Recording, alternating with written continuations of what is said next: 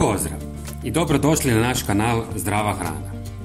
Ako imate problem slabe i tanke kose ili ako vam kosa ispada, prije svega prestanite raditi stvari koje ćemo nabrojati, a kasnije ćemo vam dati jedan recept kako da ojačate kosu prirodnim putem. Dakle, smanjite sve kemijske tretmane koji vam obećavaju zdraviju i bujniju kosu. Smanjite blajhanje, farbanje, pretjerano feniranje vrućim zrakom i korištenje vruće vode. Također izbjegavajte učestalo pranje kose svaki ili svaki drugi dan, nema nikakve potrebe.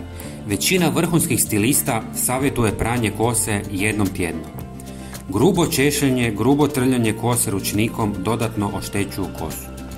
Ako ste pušač, smanjite jer sve što je loše za naše zdravlje također je loše i za kosu.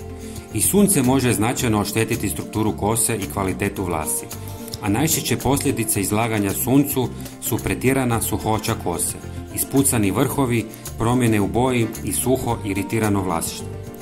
Dermatolozi tvrde kako izravno sunčevo zračenje na kosu utječe jako negativno kao i kemijsko izbeljivanje, koje kemijski uklanja pigment melanin iz dlake i oštećuje keratin, protein u središtu vlasi.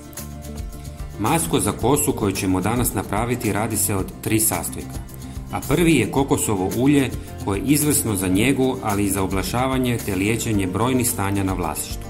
Poznato je po svojim antibakterijskim i protugljivičnim svojstvima. Jako pozitivno djeluje kod raznih infekcija na vlasištu, a osobito peruti. Ublažava tegobe kao što su svrbež, ekcemi, osipi i psorijaza. Ono hrani korijen kose i sprječava ispadanje vlasi.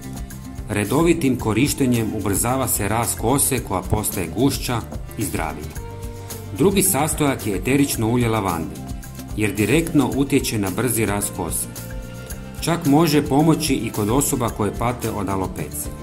Lavanda također ima antimikrobna svojstva, a to znači da pomaže kod sprječavanja rasta bakterija i gljivica. I kao dodatna korist lavanda ima predivan miris. Njegova aroma vas miruje i popravlja raspoloženje. I zadnji sastojak je med, koji ima vrlo moćna svojstva kako za kožu, tako i za našu kosu. Osim što djeluje antibakterijski i protuupalno i time štiti tijeme i korijen kose, med zadržava vlagu te hidratizira i hrani vlasi, što kosu čini zdravom i sjajnom.